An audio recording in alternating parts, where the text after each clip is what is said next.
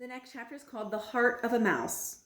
It was lovely to be back in Norway once again in my grandmother's fine old house.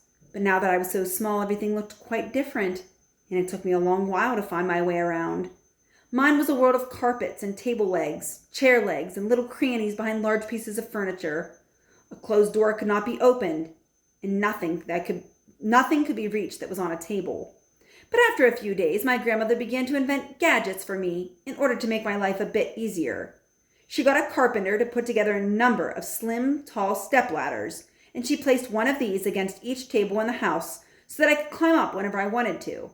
She herself invented a wonderful door-opening device made out of wires and springs and pulleys with heavy weights dangling on the cords, and soon every door in the house had a door opener on it. All I had to do was press my little front paws on a tiny wooden platform, and hey presto, a spring would stretch, a weight would drop, and the door would swing open. Next, she rigged up an equally ingenious system whereby I could switch on the light whenever I entered a room. I can't really explain how it worked because I know nothing about electricity, but there was a little button let onto the floor near the door in every room in the house. When I pressed on the button, gently with just one paw, the light would come on.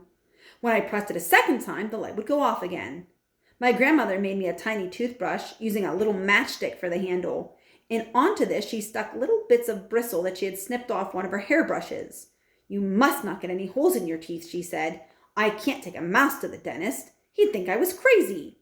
"It's funny," I said, "but ever since I became a mouse, I've hated the taste of sweets and chocolate, so I don't think I'll get any cavities." "You are still going to brush your teeth after every meal," my grandmother said, and so I did. For a bathtub, she gave me a little silver sugar basin, and I bathed in it every night before going to bed. She allowed no one else into the house, not even a servant or a cook.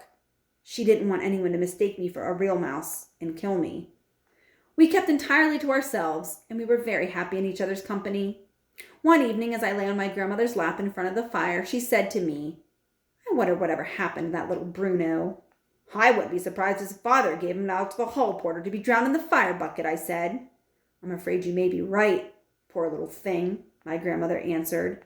We were silent for a few minutes, my grandmother puffing away on her black cigar while I dozed comfortably in the warmth. "Could I ask you something, Grandmama?" "Ask me anything you like, my darling." "Well, I was wondering, how long does a mouse live?" "Ah," she said, "I've been waiting for you to ask me that." There was silence. She sat there smoking away and gazing at the fire. "Well, how long do we mice live?" "I've been reading about mice," she said, "and I've been trying to figure out everything I can." "Go on, Grandmama, why don't you tell me?" "Well, if you really want to know, I'm afraid a mouse doesn't live for a very long time," she answered. "How long?" I asked. "Well, an ordinary mouse only lives for about 3 years," she said. "But you are not an ordinary mouse. You are a mouse person, and that is a very different matter." "How different?" I asked. "How long does a mouse person live, Grandmama?" "Longer," she said. "Much longer." "How much longer?" I asked. "Well, a mouse person will almost certainly live for 3 times as long as an ordinary mouse," my grandmother said, "so that's about 9 years." "Good! That's great! That's just about the best news I've ever had." "Why do you say that?" she asked, surprised. "Well, because I would never want to live much longer than you," I said. I couldn't stand being looked at by anyone else. There was a short silence. She had always a way of fondling me behind the ears with the tip of one finger. It felt lovely. "How old are you, Grandmama?" I asked. "Well, I'm 86, she said. "Will you live another 8 or 9 years?" "I might," she said, "with a bit of luck." "Well, you've got to," I said, "because by then I'll be a very old mouse and you'll be a very old grandmother, and soon after that we'll both happily die together." "Well, that would be perfect," she said. I had a little doze after that. I just shut my eyes and thought of nothing and felt at peace with the world. "Would you like me to tell you something about yourself that is very interesting?" asked my grandmother. "Yes, please, Grandmama," I said without opening my eyes. I couldn't believe it at first, but apparently it's quite true, she said. "What is it?" "The heart of a mouse," she said, and that means your heart, "is beating at the rate of 500 times a minute. Isn't that amazing?" "No, that's not possible," I said, opening my eyes wide. "It's as true as I'm sitting here," she said. It's sort of like a miracle.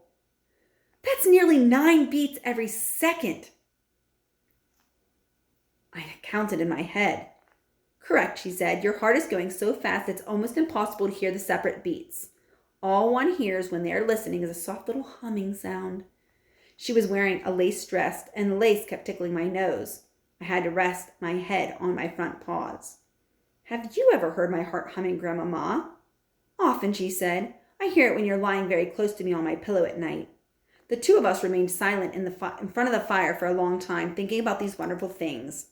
My darling, she said at last, are you sure you don't mind being a mouse the rest of your life? Well, I don't mind at all, I said. It doesn't matter who you are or what you look like, so long as somebody loves you. Are you ready? The next time you tune in, the next video is the last chapter. It's an exciting one called It's Off to Work We Go.